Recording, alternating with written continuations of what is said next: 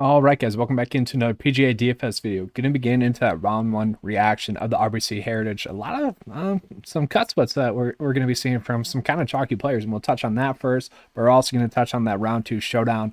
Had that new kind of tool for you guys, make it a lot easier. Take the guessing out of it. We just get straight to the point with that new tool on the leaderboard page here at 9 to 5, and then we're going to give you guys the winner. We've hit the winner of the tournament after round one 100% of the time since doing that segment on this show. So, hopefully we can keep that going. We'll see. Going to be interesting when we pull that up. Let's get into it.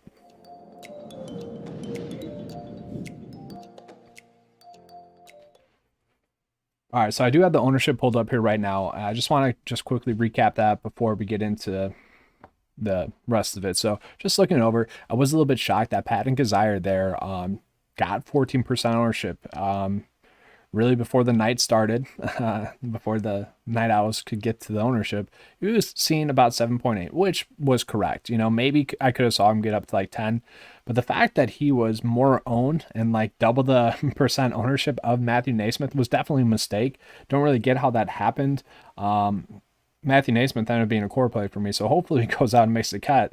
But I'm not saying Patton Kizzire was a bad player. It's just really shocking to see that drastic of a difference. Now, I know Kizzire was cheaper, but for me personally, I found it hard to make a great build with including both of them in my builds. Just kind of was leaving a lot of money left on the table, and I definitely did that with a few builds. It was just kind of surprising to see that a lot of people got onto Will Zalatoris as the night went on, but that was really the biggest difference. Those two were 6 and 5% more owned than expected. Other than that, everyone else is pretty much spot on there. I will say the kind of call on the live stream yesterday when I was kind of pulling up the ownership was that Cameron Smith. I was like, hey, just because he's overpriced this week doesn't change his likelihood to go on top 10 this week. That's a spot where you can gain some ownership leverage. And I hate talking about that. You guys know that. I hate talking about ownership. And it feels nice that the one time I called it out, it's working well. Because he was like 7% projected ownership, and he obviously ended up being much more than that, or much like less than that. He was right around there, I should say.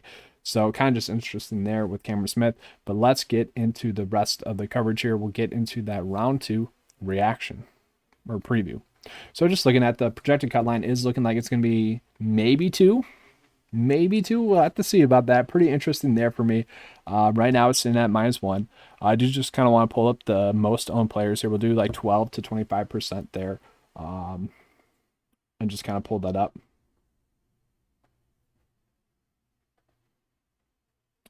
Give it a second to load here. There we go. So just looking at, so Paul Casey, going to miss the cut. Maybe we'll have to see. Patton Kizzire as well. Those two kind of struggled. They were pretty chalky. What was it? 13%, 14%. Terrell Hatton, 14%. And honestly, guys, this is the weird part of DFS. It's that as the week went on, me and the rest of the 95 Nation, we kind of talked ourselves into Collin Morikawa over Webb Simpson. And that can end up being huge. The subtle things like that really do make a difference. So if I'm kind of cheering for Webb to miss the cut because I ended up with more Collin Morikawa than I did Webb. I don't know. That's one of those interesting things. And then Matthew Fitzpatrick is there as well, but 25% ownership for Webb, crazy there. So that'd be crazy if he missed the cut. Patrick Cantlay, Siwoo Kim, I did mention it. I thought that his ownership was a little bit too high. People kind of were just going with the Pete Dye narrative and that the fact that he was playing a little bit better. And I agree with that approach. I just didn't agree with the ownership. Other than that, everything's pretty right. Everyone else is doing pretty well. Some people might have a cut sweat with Chris Kirk at 20% ownership. That's really about it. Everything else is pretty normal. DJ, we'll have to see if he makes the cut. That'd be pretty interesting. But let's filter this back out. Let's get into that round two showdown. So we got that sorted out. All right, so let's see who's most likely to regress here in round two. Sam Burns, potentially. I don't know if I really agree with that, but like Webb Simpson, definitely do expect him to have a much progression, if you will. He's expected to have a much better round here, Webb Simpson. So if you're playing round two showdown, the two things you want to focus on are, one, the players that are expected to have a better round like Webb, and then two, if they have a morning tee time or not. That's just going to help out a little bit better. You're just trying to trace the most likely outcomes. That's all you're really trying to do here. So like Webb there, obviously we like him a lot to go out and have a better round. Someone like Zach Johnson kind of popping there. DJ expect to have a better round. We kind of get that. Abraham Answer expect to have a better round. Heck, Harris English expect to have a better round. Chris Kirk, he's expected to have a better round. We get into kind of the middle pack here. And then who is expected to have a worse round? Just out of the players here. Troy Merritt. That kind of makes sense. Let's just get into that round 2 rank. So this is how you guys can actually make your showdown builds. It's as simple as this. So some of the players here, they just don't qualify. There's a lot of names that just don't qualify just yet for that, but we're looking at it. So I do want to remind you guys, early tee time, the better. I'm chasing the most likely outcome, but Collin Morikawa, number 1 on that. That makes a lot of sense. Good play, has a good tee time.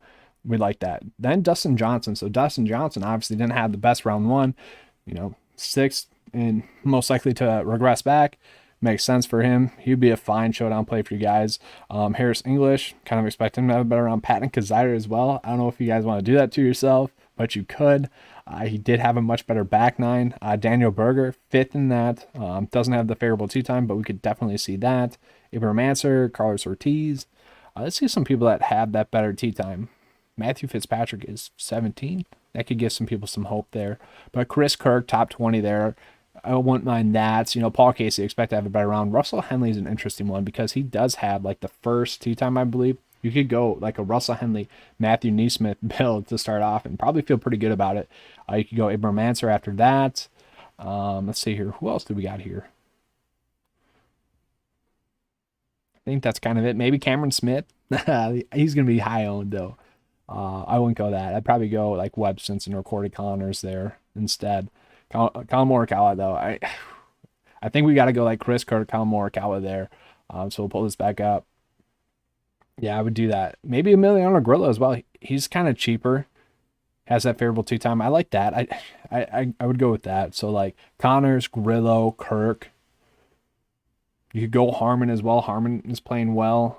You could use the guy route. Answer. Just kind of recapping it. Just something interesting to look at, but you can easily just make quality builds doing this. I tested out first last week and had some good results. And that's one of the things. It's like I was kind of worried to make some changes with it because we've had some good round 2 showdowns so far.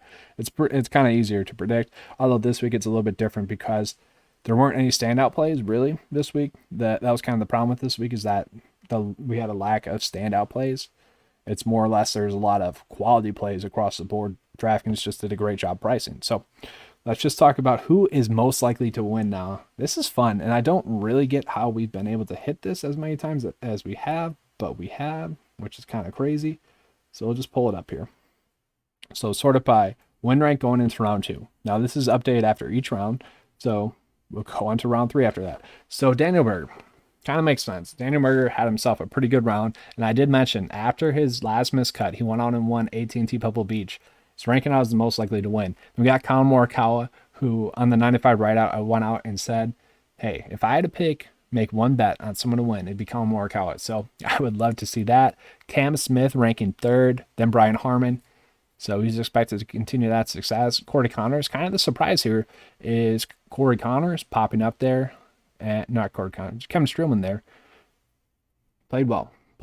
And then Will Zalatoris, if he didn't have that horrible par 5, that's like a 3-stroke swing for him, to be honest, guys. So like Will Zalatoris, he ended up really just making a mistake on a par 5 that he shouldn't have done. So he's currently in 17th place, -3. He could easily be, what is that? Instead, he could be -6 right now because he probably would have birdied it. He had a bad drive, tried to go through the trees instead of like laying up to a number. And he ended up double bogeying. The ball hit out of bounds, and he ended up double bogeying. So you could potentially do that. Carlos Ortiz, I don't know if I believe that, but Matthew Naismith. Look at this, guys. Look at this. Top 10, most likely to win. That's insane to me. Let's see why. -3 right now. That's amazing to me. Then we look at Emiliano Grillo, Stuart Sink, Sergio Garcia, Sanjay M, Charlie Hoffman. Interesting.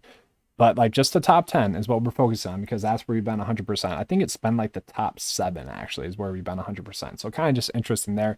Let's just go back to this last screen and I just kind of want to pull up something as well.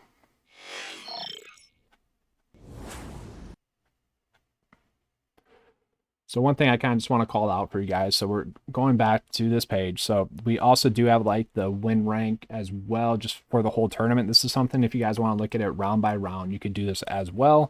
It's going to be a little bit different because it's not really factoring in kind of their round by round performance. It's just looking at the full picture. So like I would say the round by round data is much more accurate, obviously. This is just like the blanket statement data there. So kind of a little bit different. Just kind of want to point this out to you guys. And that's why it's different, is because this is just looking at the full picture, where the other stuff is we're zooming in round by round. So, you know, Cam Smith with this is most likely to win, although you guys saw kind of expected to have a little bit different there in round 2. So kind of just something interesting to look at for you guys. But I'm excited for this one to finish up. Have a lot of 6-for-6 builds going right now, and I have some ones that are not that good. It's a weird one.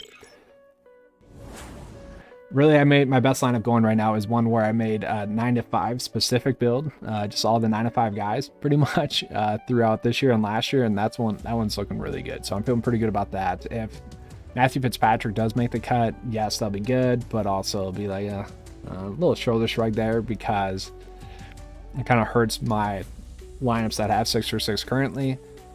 It hurts their chances to win. So definitely an interesting week there, but hopefully you guys have a good weekend. As always, guys, let's keep cashing.